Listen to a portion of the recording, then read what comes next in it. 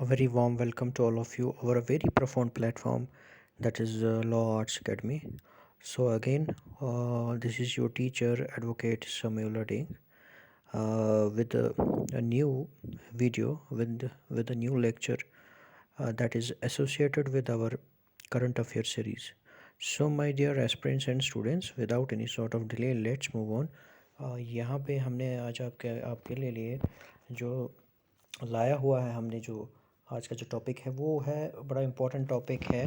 इसके ऊपर रिसेंटली जो है, इससे कुछ टाइम पहले जो है जो चाइना ने जो कहीं ना कहीं जो आप कह सकते हैं कि जो एक जो इंडिया और चाइना के बीच में जो रिलेशंस जो आए दिन कभी देखिए, जब भी हम इंटरनेशनल पॉलिटिक्स की बात करते हैं या फॉरेन पॉलिसी की बात करते हैं या डिप्लोमेटिक रिलेशंस की बात करते हैं, सो उसमें जो है फ्लक्चुएशन आता रहता है। कभी कभी रिलेशंस सुधरते हैं, कभी कभी रिलेशंस जो है उनके बीच में थोड़ा सा जो है किसको हम कहते हैं, एक प्रेजेंस रहता है कोल्ड वार की तरह। कोल्ड वार का मतलब जहाँ रिलेशंस बिल्कुल ठंडे हो जाते हैं, जहाँ पे थोड़ा सा टेंशन्स राइज़ होती हैं। सो यहाँ पे अब ये तो एक अच्छा स्टेप उठाया हुआ है चाइना ने, एक अगर जिसको हम G6 Beijing Lasa express way भी जो हम कहते हैं। अब ये मोस्टली क्या है और इसमें किस तरह से इंडिया और चाइना के रिलेशंस जो है के बीच में थोड़ा सा एक कह सकते हो है टेंशन्स राइज हो सकती है। किस ये जो प्रोजेक्ट है जो अब मोस्टली अब तो ट्रेन भी उन्होंने बुलेट ट्रेन भी उस जगह पे जो ये इन्होंने बनाया हुआ है, ये मैं अभी डिस्कस करूँगा, वो स्टार्ट हो चुकी है।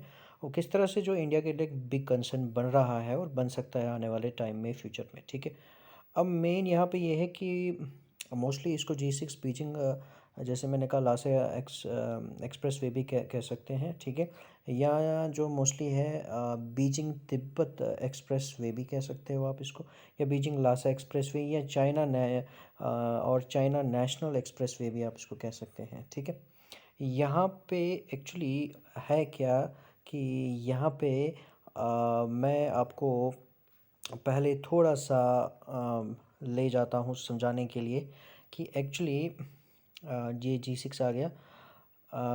ये हाँ बिल्कुल। देखिए, यहाँ पे सबसे पहले आपने जो ध्यान में रखना है वो ये है कि अ, हमारा जो मोस्टली, जैसे अगर हम बात करें, ये वाला सेक्टर आ गया। ठीक है, उसके बाद ये वाला सेक्टर आ गया। ठीक है, और उसके बाद जो है ये वाला सेक्टर जो है आ गया। ठीक है, अब यहाँ पे अरुणाचल प्रदेश की हम बात करें। ठीक है, उसके बाद अगर सिक्किम देखें, उसके बाद उत्तराखंड देखें, कुछ पोर्शन हिमाचल का, और बाकी पोर्शन आ गया लद्दाख का। सो ये एरियाज़ जो है मोस्टली यही सबसे ज़्यादा डिस्प्यूटेड एरिया है इंडिया और चाइना के बीच में। ठीक है, अब यहाँ पे वो मे भी आने वाले टाइम में हम इनके ऊपर डिटेल में डिस्कस करें कि एक एक इश्यूज़ के ऊपर एक एक जो है जो चल रहा है चाइना और इंडिया के बीच में डिस्प्यूट, उसको डिस्कस करें। सो बहरहाल अभी वो हमारा नहीं है, अभी हमारा मेन ये है कि ये आ गया जो कहीं ना कहीं आप कह सकते हो ये जो लासा यहाँ पे जो तिब्बत लासा जो है वो एक तिब्बत की कैपिटल है। ठीक है, और ये भी आपको पता है कि अब चाइना जो है, चाइना की कैपिटल जो बीजिंग है, वहाँ से वो अब रास्ता बना रहा है। ठीक है, ताकि जो तिब्बत का जो कैपिटल है और बीजिंग का जो चाइना का जो कैपिटल बीजिंग है, उसके बीच में एक अच्छा खासा क्या कर सके, एक अच्छा खासा रास्ता बना सके। ठीक है, वे बना सके। तो एक ये प्रोजेक्ट है चाइना का। बट मोस्टली ये क्या, इससे क्या हो जाएगा, ये इंडिया के लिए कंसर्न कैसे बनता है? देखिए, तो बनेगा ही बनेगा, क्योंकि आपने ध्यान में रखना है कि ये बॉर्डर के, इंडिया के बॉर्डर के बहुत ही करीबी, और स्पेशली इंडिया के उन डिस्प्यूटेड एरियाज़ के नज़दीक जो है चाइना आने की कोशिश कर रहा है, जहाँ पे जो पहले ही डिस्प्यूटेड एरियाज़ है इंडिया के साथ। तो ये तो कंसर्न बनता ही बनता है। ठीक है, अ, यहाँ पे ये मैं थोड़ा समझाने की कोशिश करूँगा आप लोगों को कि जैसे मैं पहले डिस्कस कर चुका हूँ कि ये ईस्टर्न सेक्टर आप ले लो, या इसको ईस्टर्न साइड ले लो, या सेंट्रल साइड को, या वेस्टर्न साइड को, जो भी आप इसको कह सकते हो। ठीक है, मैंने आपको कहा कि जैसे अरुणाचल प्रदेश का ये एरिया आ गया, उसके बाद सिक्किम का ये वाला एरिया आ गया। ठीक है, उसके बाद उत्तराखंड का आ गया, उसके बाद फिर हिमाचल का आ गया, और देन लद्दाख का आ गया। ठीक है, अब ये एरियाज़ जो मोस्टली है, जो एरियाज़ है, ठीक है, यही सारे फसाद की जड़ है। ठीक है, सारे फसाद की जड़ का मतलब यह है, डिस्प्यूटेड है ये सारे के सारे। सो ये चीज़ आपको समझ आ गई और पिछले में भी मैंने डिस्कस कर दिया। ठीक है, जैसे यहाँ पे फिर से जो है आपको समझाने की मैं कोशिश कर रहा हूँ, क्योंकि पहले जब तक आपको इन चीज़ों का पता नहीं होगा तब तक आप कुछ नहीं कर सकते। ठीक है, सिक्किम का आ गया ये। ठीक है, अब ये इसका मतलब है कि ये तो बॉर्डर है, ठीक है, ये बॉर्डर आ गया। ठीक है, जो सेपरेट करता है दो कंट्रीज़ के बीच, कंट्रीज़ को। ठीक है, और यहाँ पे अब जो चाइना है वो क्या कर रहा है। ठीक है, चाइना यहाँ पे ये कोशिश कर रहा है कि ये आ गया लासा। ठीक है, सो चाइना यहाँ पे ये कोशिश कर रहा है कि बीजिंग से लासा के लिए जो है वो रास्ता आराम से जो है बन सके। ठीक है, तो अब लासा काफ़ी नज़दीक पड़ता है, इंडिया के बॉर्डर के नज़दीक पड़ता है। ठीक है, so that will be surely in future that will be a big concern. ठीक है, सो यहाँ पे ये आप लोगों को कुछ हद तक अब समझ आ चुका होगा। मैं अभी ज़्यादा इसमें डीप में और नहीं जाऊँगा, क्योंकि मेरा जो मेन जो टॉपिक है वो जी6 के ऊपर है। ठीक है, ये पार्ट है जो मोस्टली ये आ गया हमारा जी6। इसको आप China national expressway network भी कह सकते हैं। To connect national capital of China, that is Beijing. ठीक है, to the capital of Tibet. ठीक है, तिब्बत एटोनमस रीजन। देखिए, मोस्टली एटोनमस रीजन का मतलब ये होता है कि जो पूरी तरह से सॉवरन नहीं है। सॉवरन का मतलब जो होता है जो पूरी तरह से इंडिपेंडेंट होता है।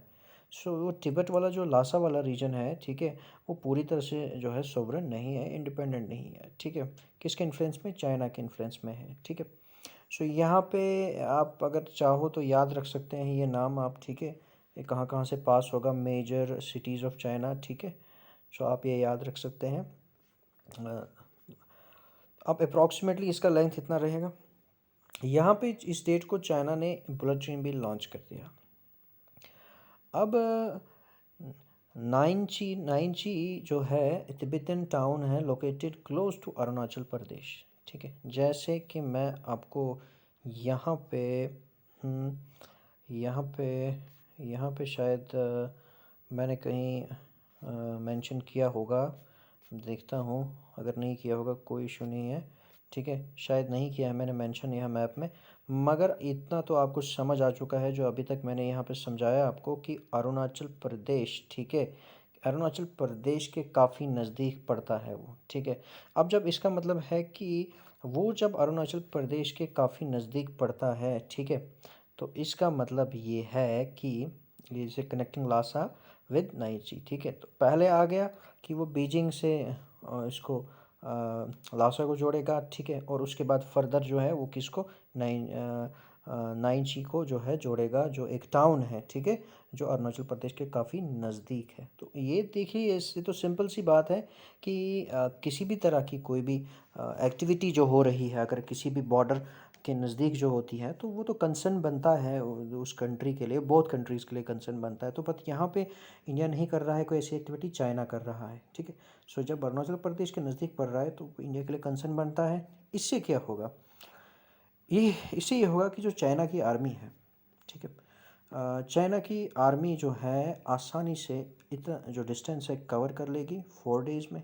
ठीक है, और आसानी से उसके बाद काफ़ी इजी हो जाएगा उनके लिए कॉन्वाई ट्रैफिक जो है आर्मी का, आगे विदाउट किसी रुकावट के वो आगे जा सकते हैं। ठीक है, सो यहाँ पे मैंने ये डिस्कस किए हुए, पहले भी डिस्कस कर चुका हूँ मैं यहाँ पे ईस्टर्न साइड, मिडल साइड और वेस्टर्न साइड में कौन कौन से डिस्प्यूटेड एरियाज़ आ सकते हैं। लद्दाख आ गया, लद्दाख के साथ आप ले लीजिए ये सॉरी उत्तराखंड के साथ आप हिमाचल प्रदेश को भी ले लीजिए, कुछ पोर्शन उसका आ गया, सिक्किम आ गया। और ये तो इसका मतलब है कि यही जो है अभी इन्हीं एरियाज़ के नज़दीक ये इनका प्रोजेक्ट जो है कहीं ना कहीं आ रहा है। ठीक है, जी6, तो पर इंडिया के लिए तो कंसर्न बनेगा ही बनेगा। ठीक है, सो आई होप कि आपको ये समझ आ गया। ठीक है, जी6 क्या है और आपको फर्दर आगे ये हेल्प करेगा। सो अब मैं यहाँ पे इसको कंक्लूड करता हूँ। कोशिश कीजिए आने वाली आप खुद इनको डिटेल में पढ़ें अगर मेंस की तैयारी कर रहे हैं। और मेरी कोशिश ये रहेगी कि आने वाले इसमें मैं आपके लिए जो भी डिस्प्यूटेड एरियाज़ चाइना और इंडिया के बीच में उनको डिटेल में आपको समझाने की कोशिश करूँगा मैं। जल्दी वो सीरीज स्टार्ट करेंगे हम। ठीक है, सो यहाँ पे कंक्लूड करता हूँ मैं। Bye bye, see you soon, bless you.